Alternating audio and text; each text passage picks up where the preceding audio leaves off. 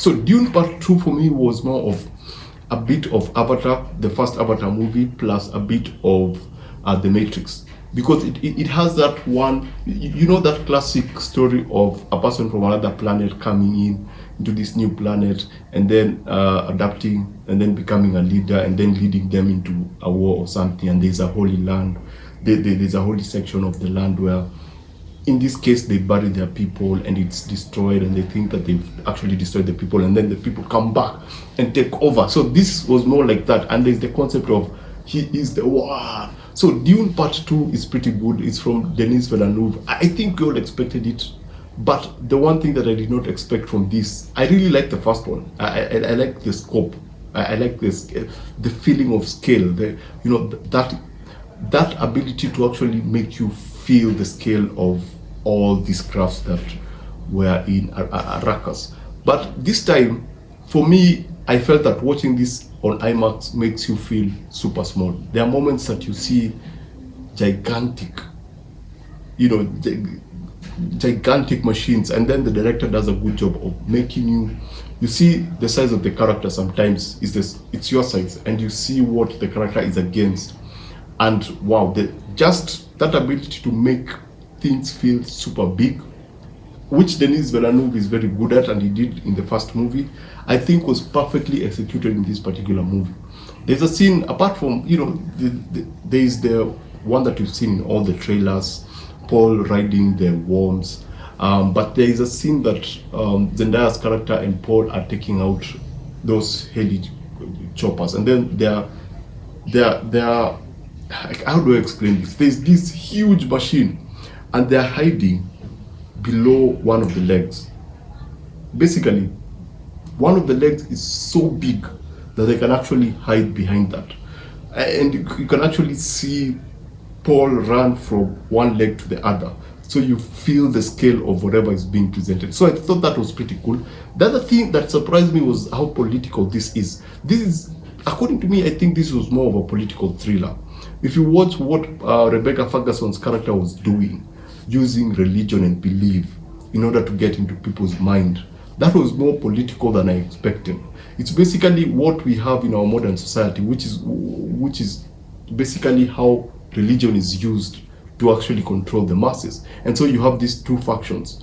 You have a group that is anti-religion, and you have the group that believes in religion. And so you have this push and pull of, we need to stop these other guys, but we believe that he's the one. And these other guys are like, no, we don't think that he's the one. So that was pretty cool. And the other thing that Denis did very well is expanding the world. And this was perfectly executed in that we got to understand these people. We get to understand their culture. We get to understand, for me, I think the most, is it heartbreaking or interesting part was just how they treat their dead. I just leave it there, because they do something very interesting to make you understand just how many people have been lost in this war. And it involves water. And still on water, it was fascinating how because Arrakis is a very dry place, so it's an interesting way how they treat water. Basically, water is a resource, is a very important resource, and there's a way that they harvest it from people. There's a way they just work around water that for me was a very good way of world building, expanding what they already established. Now, as for the action set pieces, I love the final action set piece, the way they were able to use environments in order to actually use it to their advantage. I don't want to spoil it for people, but there's something that they do that involves something else, and I thought that was pretty clever. That was pretty well thought through. In terms of visual effects, you actually forget that there are visual effects in the movie. Yeah, there are moments that you see these huge devices or machines, and you know that that's CGI, but they incorporate it so well that you actually forget. And there's so much sand. Oh my goodness, there's so much sand. There's sand everywhere. There's sand. I don't know. I understand now why they have to cover themselves up. I understand why now sand becomes a part of their, sand is so much into their life that it's actually a tactical device. It's something that they use. They use the sand. For example, when they're going to fight, there's a way that they hide within the sand. They utilize it to as a tool in warfare. Let me just put it that way. They use sand as a tool in warfare. Very clever. So basically, I couldn't say that I loved everything about the movie. Compared to the first one, I felt that the first one was pretty focused. It was really focused. It really knew where it was going. I thought that the idea of you have these people coming to this new planet and whatever happening to them happens, and then they have to now run away and try to hide one or two people. I thought that was a bit more streamlined. This one, there's a point that I kind of got lost within the second and the third act, especially the end of the second act and the beginning of the third act. There's a moment there I was wondering what's going on, especially when Paul goes for the water of life and he takes it and he actually, something happens to him. So I'm like, was this part necessary? Because I feel kind of lost. Why do we have this? Why do we have him here? Yes, Rebecca Ferguson's character to be there makes a lot of sense. But for him to be there, I found myself not understanding exactly why he was there. The other thing, there are so many characters who are introduced in this movie, and I don't know why they were introduced. I don't know what part they're going to be playing in the overall story if we're going to have a third movie. But there was just that, little introduction of new characters, and I was like, there's one that is surprising. It's someone that you actually really know. I don't think it's on the trailers, but it's a face you go like, wait, I know her from something else, and then she just pops up and never shows up again. There are other small characters you're like, they are not given enough. They're there, but they start feeling that they'll play a role in the future somehow in a possible next movie. Let me just put it that way. Apart from that, Elvis, I like to call him Elvis. I thought he was the best part of the movie. Now, still sticking on Elvis as the villain, I don't mean Elvis, I mean this guy. He's the best part in terms of villain in this particular movie. Dave Bautista's character was not treated the way I expected him to be treated. He was more fearful, he was more confused, he was more unsettled in this particular movie. I think he is one of those characters I expected to do much more in terms of fulfilling, because most of the weight of what's supposed to be executed is placed on him at the beginning of the film. But things become so hard that things don't go the way you'd expect it to go. But as you go on, you start realizing how fragile he is as a leader. He's not able to lead. He's very childish in his approach. He just knows how to shout, and you don't feel his physical presence translated into his tactical approach to what he's doing. He doesn't feel present in terms of a character. His body, based on how he's performing, they're two different things. Because there's a part that he's humiliated. I was like, I understand that, but the lead up to that for me wasn't impressive in terms of just the look and the costume design and how they were able to treat these people, the villains.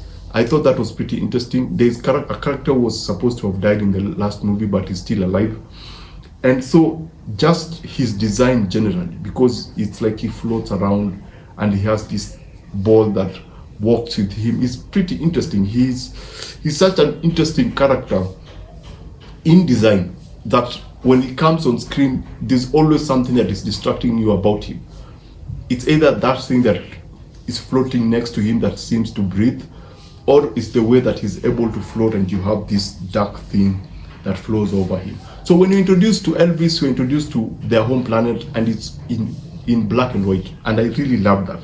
I love the fact that they gave these people such a distinctive characteristic in terms of looks, that every time you just saw black, you knew that it was them. So they give that particular scene a black and white treatment, and you have that one arena, the Gladiator arena, that is so big.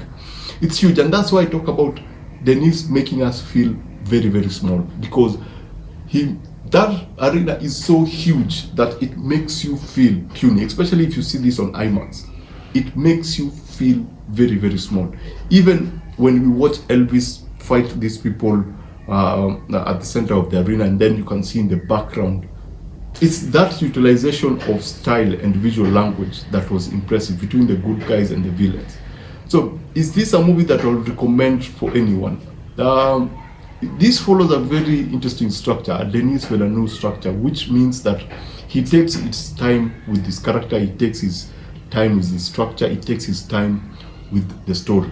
So for some, there are moments that it may feel boring, and how it's edited, sometimes some scenes may feel abrupt. It may feel like you've just jumped from one particular scene to another scene and there's action suddenly, and then you're back to somewhere where they're seated, somewhere on the sand having a conversation.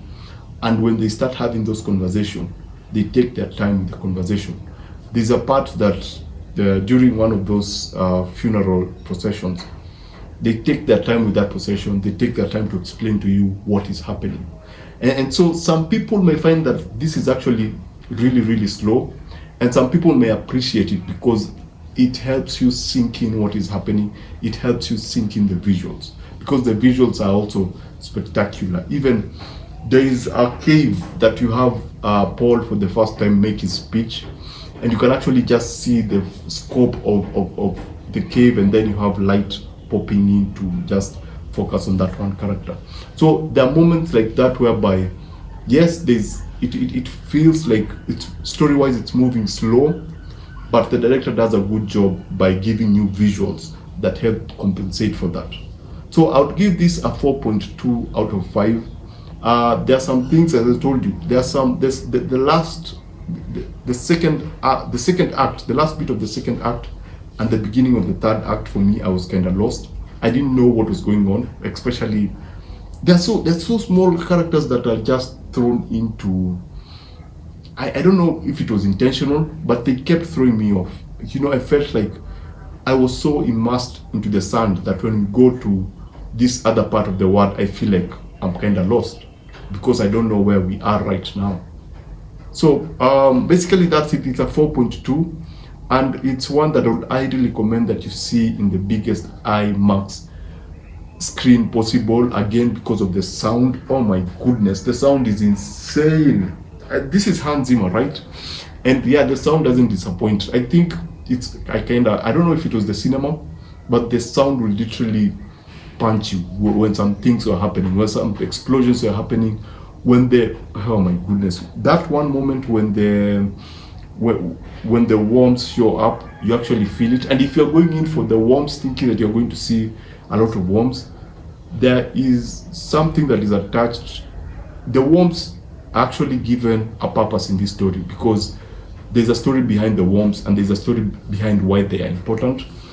But I can only say that we get to see them at one particular moment. Yeah, that epic moment that people keep looking for, you saw in the trailer. There's only one particular moment, but they mix that with sound design so well that it's unforgettable. So yeah, go watch this in the biggest IMAX movie possible. Get the best sound, get the best visuals, and you have a very, very, very good time. If you're not familiar with Denis Villeneuve movies, you may struggle a bit. If you love the first Dune movie, you're going to absolutely love this. You may have a problem with a few new characters, but generally you'll have a good time. So basically that's it. Remember to always watch what you enjoy and enjoy what you watch, and I shall see you on the next one. Thanks for watching. Please subscribe. I have this thing from YouTube Studio which shows how many people are subscribed, who are watching this, and how many people who are not subscribed. So most of the people who watch my videos are not subscribed. So I'd urge you, I would politely ask you to please subscribe. It's only a button, it's actually here. So thanks for watching. See you on the next one.